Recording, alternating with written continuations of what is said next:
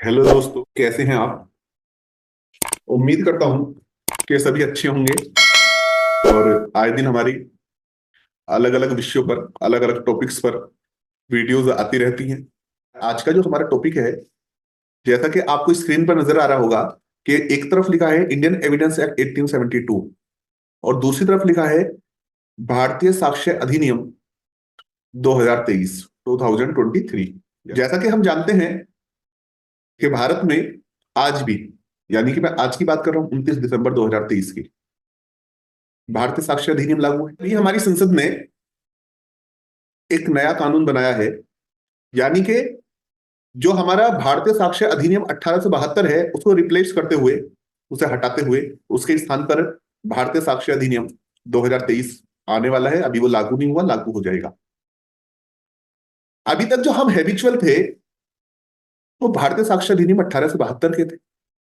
अब भारतीय साक्ष्य अधिनियम 2023, तो ये कहीं ना कहीं एक उत्सुकता है, एक कंफ्यूजन है। बहुत सारे लोग तो ये कहते हैं कि अब जो भारतीय साक्ष्य अधिनियम 1872 था उसको पढ़ने का फायदा क्या है, अब नया एक्ट पढ़ना पड़ेगा, नई चीजें आएंगी, हमने पहले इतनी मेहनत की है, अब नया कानून आ गया, मतलब एक कंफ्यूजन है। तो मैं बता देता हूं कि बहुत ज्यादा चेंजिंग नहीं है, इतना ज्यादा परेशान होने की जरूरत नहीं है। कुछ चेंजिंग हुई है और वो चेंजिंग जो है वक्त के अकॉर्डिंग हो जानी आवश्यक थी, जरूरी थी। लॉ वो होना चाहिए जो सर्कमस्टांसिस के अकॉर्डिंग चेंज हो जाए। वही लॉ अच्छा लॉ होता है, वही कानून अच्छा कानून होता है जो परिस्थितियों के अनुसार परिवर्तित हो जाए। तो हमारी संसद ने कानून बनाया है भारतीय साक्ष्य अधिनियम 2023। तो आज हम देख जानने की कोशिश करेंगे कि भारतीय साक्ष्य अधिनियम 1872 और भारतीय साक्ष्य अधिनियम 2023 में डिफरेंस क्या है। क्या कुछ चीजें समान हैं, क्या कुछ चीजें सेम हैं, या बिल्कुल अलग हैं, नई चीजें आई हैं तो क्या चीजें आई हैं, क्या जो पहले जैसी चीजों को भी इसी अधिनियम के अंदर 2023 वाले अधिनियम में रखा गया है या नहीं रखा गया। आज हम इसे जानने की कोशिश करेंगे। हम स्टार्ट करते हैं। सबसे पहली बात, जैसा कि हम जानते हैं कि भारतीय साक्ष्य अधिनियम 1872 में तीन भाग थे, यानी कि टोटल पार्ट थे वो तीन थे। लेकिन न्यू भारतीय साक्ष्य अधिनियम में जो पार्ट है वो चार है। यानी कि भारतीय साक्ष्य अधिनियम 1872 में तीन पार्ट थे, तीन भाग थे, और यहां पर भाग कितने हैं, चार हैं। 2023 के साक्ष्य अधिनियम में जो है चार भाग हैं।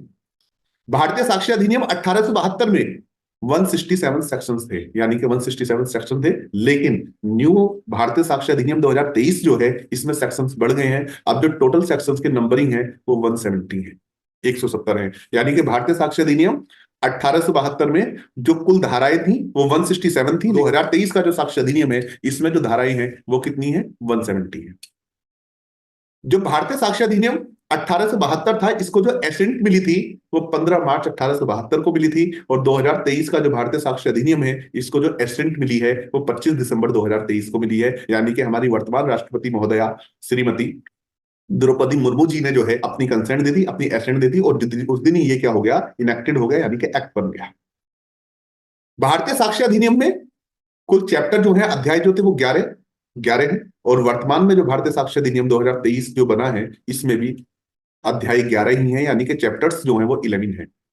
जब भारतीय साक्ष्य अधिनियम 1872 है वो जो एनफोर्स हुआ था 1 सितंबर 1872 को हुआ था। लेकिन अभी हमारा 2023 वाला जो भारतीय साक्ष्य अधिनियम है ये लागू नहीं हुआ है। इसकी टेंटेटिव डेट जो है, संभावित तिथि जो है वो 1 जनवरी है, और ये अब सरकार के ऊपर है कि ये कब से लागू होगा। तो जनरली हमने यहाँ पर जो चीजें देखी, तो पहले चीज हमने जानने की कोशिश की कि जब हमने भाग की बात की के पार्ट की तो ये नहीं, लेकिन जब हमने सेक्शंस की बात की और जब हमने चैप्टर की बात की, तो चैप्टर जो है भारतीय साक्ष्य अधिनियम में है और 2023 में है, और 11 ही चैप्टर जो थे भारतीय साक्ष्य अधिनियम 1872 में थे। ये चीजें जो है हमने देख ली।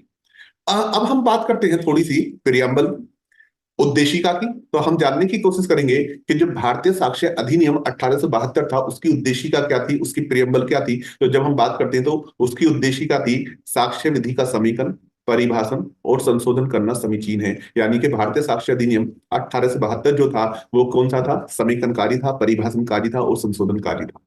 कहता है कि whereas it is expedient to consolidate, define and amend the law of evidence, it is hereby enacted as follows. यानी कि यहाँ पर टर्म आया कंसोलिडेट, समीकरण। समीकरण कहते हैं इकट्ठा करने के लिए। यानी कि भारतीय साक्ष्य अधिनियम 1872 से पहले जो साक्ष्य के नियम थे वो अलग अलग कानूनों में बटे हुए थे, अलग अलग कानूनों में दिए थे उसके बारे में, साक्ष्य के विषय में प्रावधान। लेकिन 1872 में हमने क्या करा, कंसोलिडेट करा।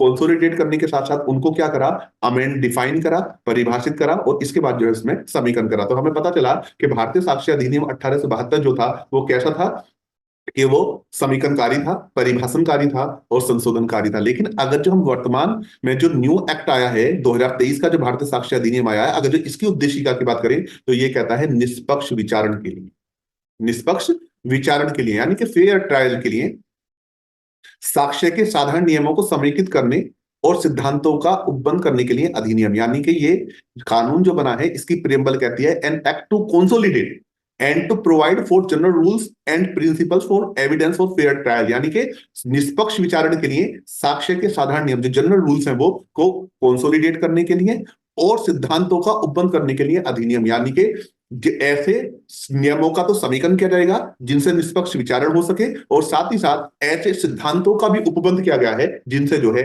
फेयर ट्रायल हो सके। तो ये जो है दोनों अधिनियमों की, दोनों एक्ट्स जो है उनकी प्रियम्बल है। हमने जब प्रियम्बल की बात की तो हमने 1872 के एक्ट की भी देखी और हम 2023 के एक्ट की भी प्रियम्बल को देख लिया। अब यहीं से अगर जो हम बात करें कि जो भारतीय साक्ष्य अधिनियम 1872 है, उसका जो पार्ट 1 है जिसका नाम है तथ्यों की सुसंगति, और चैप्टर जो है वो जो है प्रारंभिक है, सबसे स्टार्टिंग में। लेकिन भारतीय साक्ष्य अधिनियम 2023 का जो पार्ट 1 और चैप्टर 1 स्टार्ट होता है वो सेक्शन 1 के बाद होता है। यानी कि 1872 के पार्ट, फिर चैप्टर, उसके बाद जो है सेक्शन 1। लेकिन यहां पर आप देखोगे पहले सेक्शन 1 है और उसके बाद जो है पार्ट 1 और चैप्टर 1 स्टार्ट हुआ है। लेकिन वहीं पर अगर जो आप देखोगे कि जो इंडियन एविडेंस एक्ट 1872 के चैप्टर पार्ट 1 का नाम है तथ्यों की सुसंगति और प्रारंभिक, लेकिन यहाँ पर जो चैप्टर है, चैप्टर 1 जो है, इसका नाम भी क्या है, प्रारंभिक है। तो ये यहाँ पर सिमिलरिटी है दोनों में। लेकिन अब हम सेक्शन 1 को देखते हैं, वहां पर क्या है। जब हम देखते थे तो ये कहता है संक्षिप्त नाम, विस्तार और प्रारंभ। तो यहां पे बताया कि short title, extend and commencement. तो सेक्शन 1 का मार्जिनल नोट्स बिल्कुल सेम है, और ये कहा कि short title, extend and commencement. तो ये सीधी सी बात है। यहां पर कह दिया संक्षिप्त नाम, लागू होना और प्रारंभ, संक्षिप्त नाम, विस्तार और प्रारंभ, जनरली एक बात है। और फिर कहा, इसमें लिखा है कि इस अधिनियम का संक्षिप्त नाम भारतीय साक्ष्य अधिनियम 2023 है, और यहां पर लिखा कि यह अधिनियम भारतीय साक्ष्य अधिनियम 1872 कहा जा सकेगा। मतलब एक चीज है, सेम है, वर्डिंग थोड़ा सा है लेकिन चीजें बिल्कुल एक है। कि वहां पर कह दिया कि भारतीय साक्ष्य अधिनियम 1872 कहा जाएगा, यहाँ पर भारतीय साक्ष्य अधिनियम 2023, सीधी सी बात है। और इसके बाद यहां पर कहा कि इसका विस्तार संपूर्ण भारत पर है, इसका विस्तार संपूर्ण भारत पर है, और यह किसी न्यायालय में या के समक्ष जिसके अंतर्गत army act, naval discipline act, Indian navy act और एयरफोर्स एक्ट के अधीन संयोजित सेना न्यायालयों से भिन्न सेना न्यायालय आते हैं, समस्त न्यायिक कार्रवाइयों पर लागू होता है। किंतु ना तो किसी न्यायालय या ऑफिसर के समक्ष पेश किए गए शपथ पत्रों को लागू है और ना ही किसी मध्यस्थ के समक्ष की कार्रवाइयों को। तो यहां पे क्या कहा, जब हम 1872 के इंडियन एविडेंस एक्ट के सेक्शन 1 को देखते हैं तो इसने बड़ी सीधी सी बात कही। कहा कि इस एक्ट का नाम जो है भारतीय साक्ष्य अधिनियम 1872 है, इसका विस्तार संपूर्ण भारत पर है। कहां पर लागू होगा, समस्त न्यायिक कार्रवाइयों पर लागू होगा। लेकिन कुछ चीजें इसने बताई कहां कहां पर लागू नहीं होगा। तो कहा कि सेना न्यायालयों पर लागू होगा, लेकिन 4 तरह के सेना न्यायालयों पर लागू नहीं होने का। कौन कौन से पर नहीं होने का, आर्मी एक्ट पर नहीं होने का, नेवल डिसिप्लिन एक्ट पर नहीं होने का, इंडियन नेवल डिसिप्लिन एक्ट पर नहीं होने का और एयरफोर्स एक्ट पर नहीं होने का। तो 4 तो सेना न्यायालयों को मना करा था भारतीय साक्ष्य अधिनियम 1872 करने के, यहाँ पर ये लागू नहीं होने का। और क्या कहा, शपथ पत्रों को, एफिडेविट को लागू नहीं होने का, और आर्बिट्रेशन प्रोसीडिंग्स जो है, माध्यस्थम कार्रवाई जो है, उस पर लागू नहीं होने का। ये वाली बात कही थी सेक्शन 1 ने भारतीय साक्ष्य अधिनियम 1872 के। और इसमें सीधा सा कहा था कि ये 1872 के सितंबर के प्रथम दिन को लागू होगा, यानी कि 1 सितंबर 1872 को ये लागू होगा। लेकिन वहीं पर अगर जो हम बात करें, इसमें कहा कि इस अधिनियम का संक्षिप्त नाम जो है वो भारतीय साक्ष्य अधिनियम 2023 है। और इसके बाद कहा, यह चीज किसी न्यायालय में या उसके समक्ष सभी न्यायिक कार्रवाइयों को जिनके अंतर्गत सेना न्यायालय सम्मिलित है को लागू है, किंतु ना तो किसी न्यायालय के समक्ष के अधिकारी को, ना ही किसी मध्यस्थ के समक्ष के लागू है। तो इसमें बड़ी सीधी सी बात कही 1 की 2023 के अधिनियम की। तो ये संक्षिप्त नाम, लागू होना और प्रारंभ बताता, तो कहता है किसी न्यायालय में या उसके समक्ष सभी न्यायिक कार्रवाइयों को जिनके अंतर्गत सेना न्यायालय सम्मिलित हैं को लागू होगा, यानी कि सभी न्यायिक कार्रवाइयों को जो है लागू होगा। और इसमें कह दिया कि ये मध्यस्थ के समक्ष की कार्रवाइयों को लागू नहीं होने का। यहाँ पर एफिडेविट वगैरह का जिक्र नहीं है, जबकि यहाँ पर जो है स्पष्ट में जो है एफिडेविट का जिक्र किया गया था। और इसके बाद आगे क्या है कि यह उस तारीख को लागू होगा जो केंद्र सरकार राजपत्र में अधिसूचना द्वारा करे।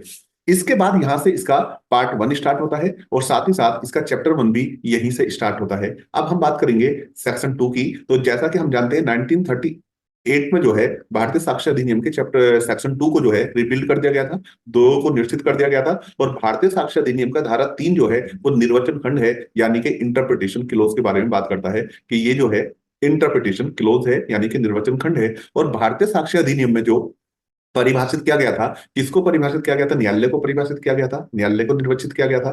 तथ्य को, सुसंगत को, विवादक तथ्य को, दस्तावेज को, साक्ष्य को, साबित, नासाबित, साबित नहीं हुआ, भारत और प्रमाणकर्ता अधिकारी, इन वाले जो है शब्दों को जो है क्या किया गया था? निर्वाचित किया गया था। और जब हम भारतीय साक्ष्य अधिनियम की धारा 3 को देखते हैं तो यहाँ पर कोई नंबरिंग नहीं दी गई थी। लेकिन जो अब अगर जो हम 2023 के भारतीय साक्ष्य अधिनियम को देखें तो यहाँ पर सेक्शन 2 जो है इसका मार्जिनल नोट्स जो है वो क्या है? परिभाषा है। जबकि इसका मार्जिनल नोट्स जो था वो निर्वचन खंड था। भारतीय साक्ष्य अधिनियम 1872 की धारा 3 में निर्वचन खंड था, जबकि भारतीय साक्ष्य अधिनियम 2023 की धारा 2 के अंदर जो है परिभाषण खंड है ना, डेफिनेशन क्लोज है। तो यहां पर पहले न्यायालय को बताया था, अब कोर्ट को जो बताया है 2A में बताया, यानी कि धारा 2K में जो बताया है, किसे बताया है? न्यायालय को बताया है। वहीं अगर जो हम बात करें फैक्ट की, तो फैक्ट को जो है 2F में जो है फैक्ट को बताया है कि फैक्ट क्या होता है, इसको 2C में बताया है 2F में। वहां पे तीसरी परिभाषा जो थी रेलेवेंट की थी, और यहां पर जो रेलेवेंट को बताया है 2K में बताया, यानी कि 210 में बताया है। इसी तरीके से फैक्टिंग को जो है 2G में बताया है, डॉक्यूमेंट्स को 2C में बताया है, और एविडेंस को 2E में बताया है, और साबित को जो है 2J में बताया है, ना साबित को जो है 2D में बताया है, और साबित नहीं हुआ को, नोट प्रूव को जो है 2I में बताया है, यानी कि 2J में बताया है। इसी के साथ जब आप देखोगे को भारतीय साक्ष्य अधिनियम 1872 की धारा 3 को, तो यहां पर निर्वचन खंड दिया था सीधे सीधे। लेकिन जो भारतीय साक्ष्य अधिनियम 2023 की धारा 2 है जिसमें परिभाषण खंड है, यहां पर क्या दिया गया है भैया कि यहां पर इसमें इस धारा को 2 उपधाराओं में विभाजित किया गया है। धारा 1 ये कहती है कि ये होंगे, और 2 में जो है आगे बताया है, और 2 में ये कहा कि इसमें प्रयुक्त शब्द और पद जो इस अधिनियम में परिभाषित नहीं है, यानी कि ऐसे शब्द जो भारतीय साक्ष्य अधिनियम में यूज तो हुए हैं पर उन्हें परिभाषित नहीं किया गया। किंतु इन्हें जो है कहां पर? इंफॉर्मेशन टेक्नोलॉजी एक्ट 2000 में, या भारतीय न्याय संहिता 2023 और नागरिक सुरक्षा संहिता 2023 में परिभाषित किया गया है, यानी कि आईजेसी, भारतीय न्याय संहिता, इंडियन जस्टिस कोड में, या जो है नागरिक सुरक्षा अधिनियम जिसे हम सीआरपीसी, जो सीआरपीसी होता था वो भारतीय नागरिक सुरक्षा अधिनियम है।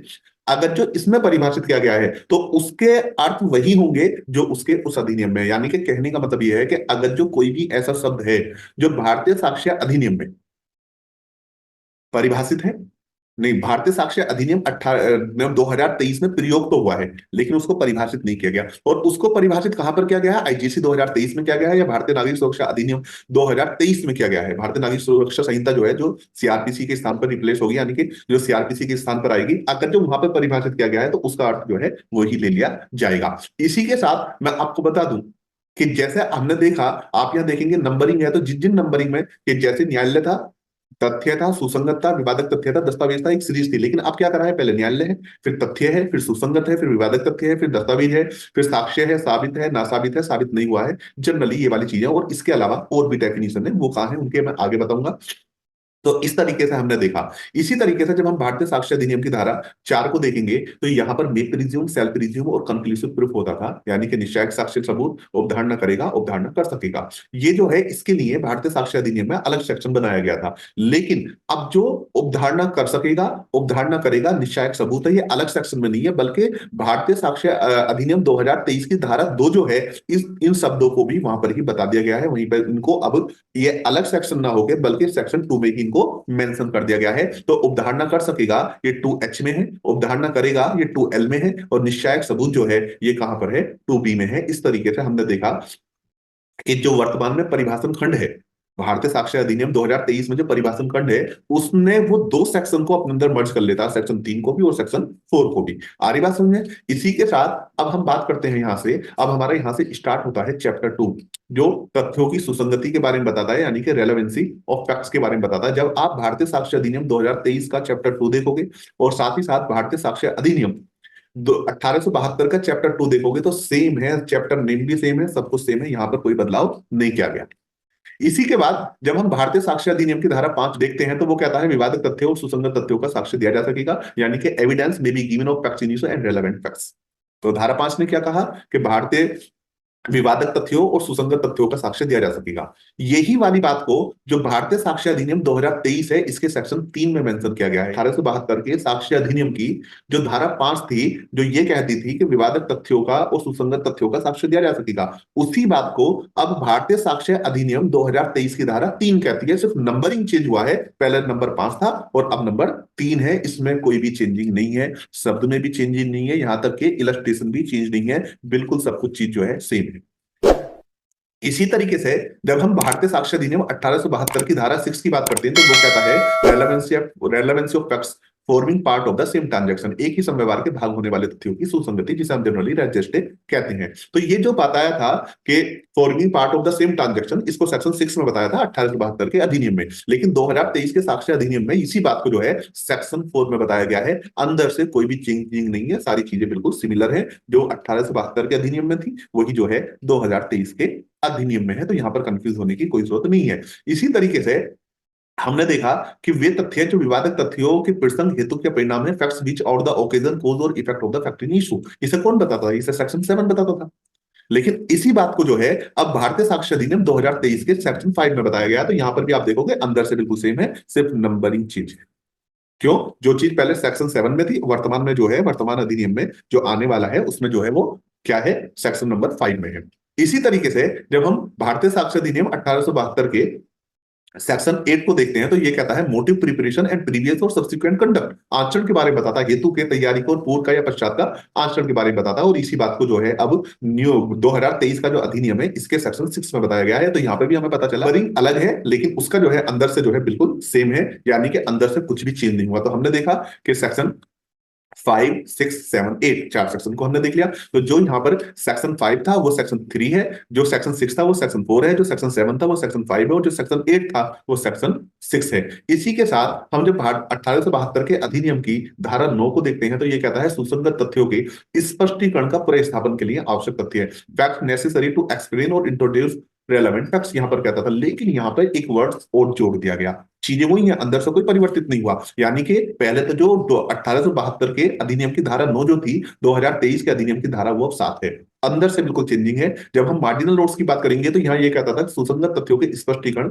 या पूरे स्थापन के लिए आवश्यक तथ्य है। यहाँ पे जो है एक टर्म और जोड़ दिया, विवादक तथ्य, ये शब्द जोड़ा और कह दिया विवादक तथ्य सुविवादक तथ्य सुसंगत तथ्यों के स्पष्टीकरण का पूरे स्थापन के लिए आवश्यक तथ्य है। यानी कि और चीजें जो है बिल्कुल सेम है, कोई भी उसमें चेंजिंग नहीं हुई है, सिर्फ इतना है नंबरिंग जो है वो चेंज हुआ है। इसी के बाद जो है अगर जो हम सेक्शन 10 की बात करें, तो ये कहता है कि 1872 के अधिनियम का सेक्शन 10 कहता है सामान्य परिकल्पना के बारे में षड्यंत्रकारी द्वारा कही या की गई बातें, उसी ही बातों को जो है अब कौन कहता है, उसी बात को जो है सेक्शन 8 कहता है। यानी कि 1872 का अधिनियम का जो धारा 10 थी, 2023 के अधिनियम की धारा 8 वही है, अंदर से सब कुछ सेम है, सिर्फ और सिर्फ नंबरिंग चेंज है।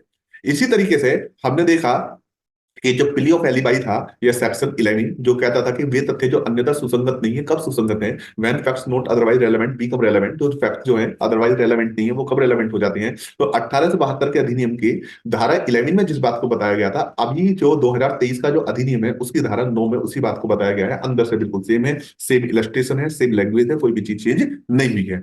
इसी तरह से हमने यहां पर देखा कि जो सेक्शन 12 था 1872 के अधिनियम का, वो कहता था नुकसानी के लिए वादों में रकम अवधारित करने के लिए न्यायालय को समर्थ करने की प्रवृत्ति रखने वाले तथ्य है। जो सेक्शन 12 में बताया गया था वही बात जो है सेक्शन 10 में बताई है 2023 के अधिनियम में, उसका हेडिंग भी सेम है, अंदर से सब कुछ सेम है, सिर्फ नंबरिंग चीज है और सब कुछ सही है। तो ये भी कहता है कि नुकसानी के लिए वादों में रकम अवधारित करने के लिए न्यायालय को समर्थ करने की प्रवृत्ति रखने वाले तथ्य सुसंगत है, बिल्कुल सेम है। इसी तरीके से जब हम सेक्शन 13 की बात करेंगे, 1872 के अधिनियम की धारा 13 की बात करते हैं, तो यह कहता है जबकि अधिकार या रूढ़ि प्रसंगत है तब सुसंगत तथ्य है। तो 2023 का जो अधिनियम है उसकी धारा 11 भी इसी बात को कहते हैं, यहाँ पर भी सिर्फ नंबरिंग चेंज है, इसके अलावा अंदर से सब कुछ सही है। तो मैं बार बार ये कहता हूं ज्यादा कंफ्यूज होने की जरूरत नहीं है, सिर्फ आपको नंबरिंग याद करनी पड़ेगी। नंबरिंग जो है जो आपने रटा था, याद किया था, उसमें थोड़ा सा चेंजिंग होगा, अंदर से जो है कोई इतना ज्यादा महत्वपूर्ण परिवर्तन नहीं है। और जो धाराएं मैं बता रहा हूं यहाँ तो अंदर से भी परिवर्तन नहीं है, यानी कि एक इलस्ट्रेशन जो है वो भी परिवर्तित नहीं हुआ है। इसी के साथ अगर जो मैं बात करूं 1872 के अधिनियम की धारा 14 की, जो ये कहता था मन या शरीर की दशा या शारीरिक संवेदना का अस्तित्व दर्शित करने वाले तथ्य, जो 1872 के अधिनियम का सेक्शन 14 था 2023 के अधिनियम की, वो जो है सेक्शन 12 में है, सब कुछ सेम है, सिर्फ नंबरिंग चेंज है। इसी के साथ जब हम सेक्शन 15 को पढ़ते थे तो सेक्शन 15 में जो है ये कहा गया था कि कार्य आकस्मिक या शास्त्रीय था, इस पर पर प्रकाश डालने वाले तथ्य, यानी कि फैक्ट्स कार्य आकस्मिक या शास्त्रीय था, इस प्रश्न पर प्रकाश डालने वाले तथ्य है। तो इस वाली बात को जो रेलेवेंट बताया था वो सेक्शन 15 में बताया था, और अब इसी बात को जो रेलेवेंट बताया वो सेक्शन 13 में बताया। दोनों चीजें सेम है, कोई डिफरेंस नहीं है। इसी के साथ जब हम सेक्शन 16 की बात करते हैं 1872 के अधिनियम की धारा 16 की, तो वो कहता था कि कारोबार के अनुक्रम का अस्तित्व कब सुसंगत है। तो इसी बात को जो है 2023 के अधिनियम की धारा 14 कहती है, यानी कि जो धारा 16 थी अब वो धारा 14 है। सिर्फ नंबरिंग चेंज हुआ है, इसके अलावा और भी कोई चीज जो है इसमें चेंजिंग नहीं है। इसी के साथ यहाँ पे जो है हम जब देखते थे 1872 के अधिनियम को, तो धारा 17 से जो है स्वीकृतियां शुरू हो जाती थी, जो सेक्शन 31 तक चलती थी। और अब जो है एडमिशंस जो स्टार्ट हो जाती है, स्वीकृति जो स्टार्ट हो जाती है, वो धारा 15 से हो जाती है। और कभी वहां पर जो है 1872 के अधिनियम में वही चीज जो स्टार्ट होती थी वो धारा 17 से होती थी। जब हम धारा 17 को देखेंगे तो वो एडमिशन को डिफाइन करता है, यानी कि स्वीकृति की परिभाषा देता है। और इसी चीज को जो है 2023 के अधिनियम की धारा 15 बताती है। यहाँ पर भी सिर्फ नंबरिंग चेंज है, यानी कि जो चीज 1872 के अधिनियम की धारा 17 थी, 2023 के अधिनियम की वही चीज धारा 15 है। इसके अलावा और भी कोई चेंजिंग नहीं है।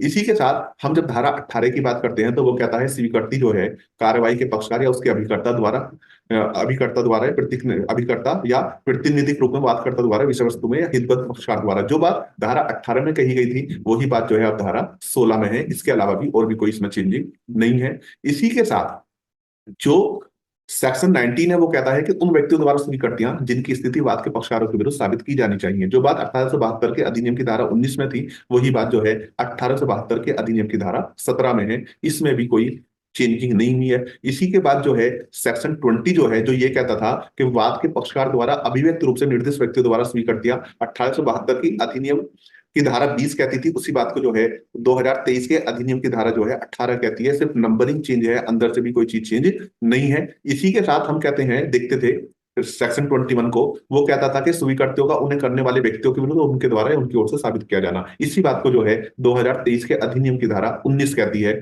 इसी तरीके से हम जब देखेंगे सेक्शन 22 को, तो वो कहता है कि दस्तावेजों की अंतर वस्तु के बारे में मौखिक स्वीकृतियां कब सुसंगत है। इसी बात को जो कहता है सेक्शन 20 कहता है 2023 के अधिनियम अंदर से सब चीजें सेम है, सिर्फ नंबरिंग जो है वो चेंज है। इसी के साथ हम देखते हैं सेक्शन 23, वो कहता है सिविल मामलों में स्वीकृतियां कब सुसंगत होती है। इसी बात को 2023 के अधिनियम की धारा जो है 21 कहती है। कोई परिवर्तन नहीं है, सिर्फ नंबरिंग चेंज है। जो चीज 23 में थी वो चीज 21 में है।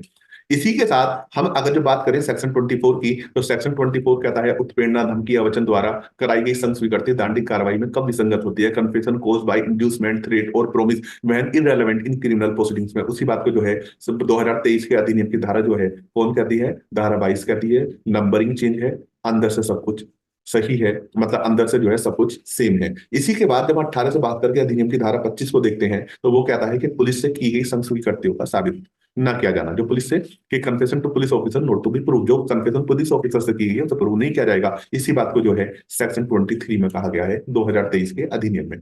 इसके बाद हम देखें तो यहां पर जो था, जो इंडियन एविडेंस एक्ट 1872 का सेक्शन 26 है, वो ये कहता था कि पुलिस की अभिरक्षा में होते हुए अभियुक्त द्वारा की गई संघ स्वीकृति का उसके विरुद्ध साबित न किया जाना। इस तरह का प्रोविजन न्यू एक्ट में नहीं है। जो 2023 का अधिनियम आया है इसमें इस तरह की कोई भी बात नहीं की गई है, पहली चीज। दूसरा 27 ये कहता था कि अभियुक्त से प्राप्त जानकारी में से कितनी साबित की जा सकेगी। इस तरह का कोई सेक्शन जो है 2023 के अधिनियम में भी नहीं है। इसी तरीके से जो सेक्शन 28 है वो ये कहता था कि उत्प्रेरणा, धमकी या वचन से पैदा हुए मन पर प्रभाव के दूर हो जाने के पश्चात की गई संघ स्वीकृति सुसंगत है, जिसको 1872 का अधिनियम 1872 का अधिनियम का धारा 28 कहती थी। लेकिन वर्तमान अधिनियम में इस तरह का कोई प्रावधान नहीं है। इसी तरीके से हम 1872 के अधिनियम की धारा 29 को देखते हैं, 29 को, तो वो कहता था confession otherwise relevant not to become irrelevant because of promise of secrecy, यानी कि कहता है कि अन्यथा सुसंगत संघ स्वीकृति को गुप्त रखने के वचन आदि के कारण विसंगत नहीं हो जाना।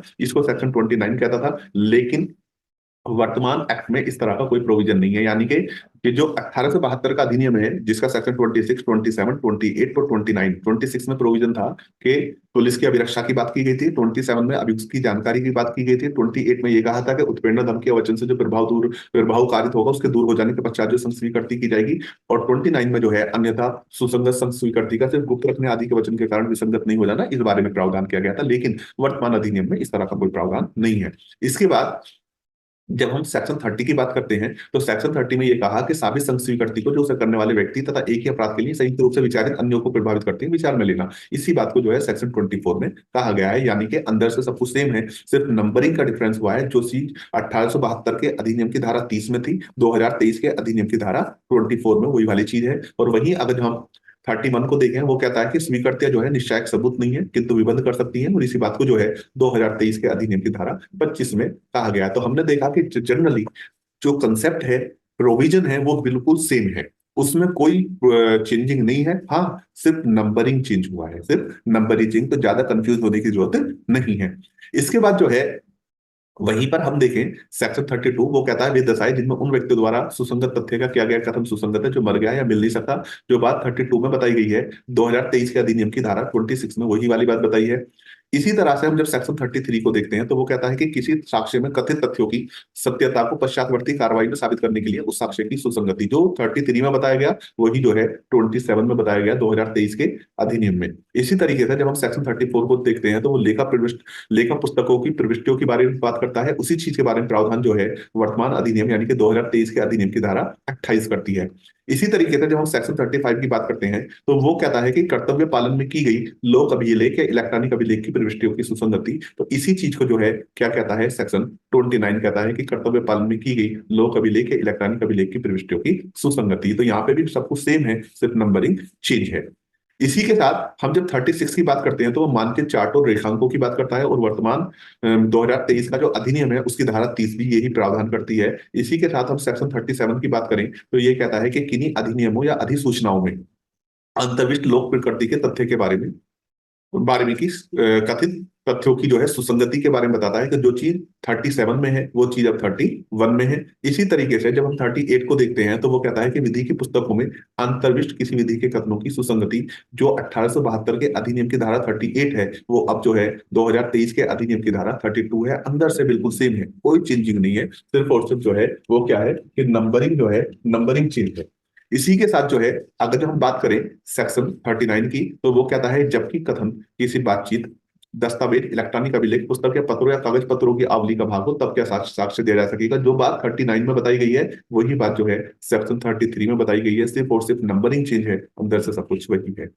जब हम सेक्शन 40 की बात करते हैं जिसको हम रेस जुडिकेटा भी कहते हैं, वो कहता है द्वितीय वाद्य विचारण के वारणात पूर्ण निर्णय कब सुसंगत है, उसी बात को जो है सेक्शन 34 में जो है बताया गया है। यहाँ पर भी नंबरिंग चेंज है।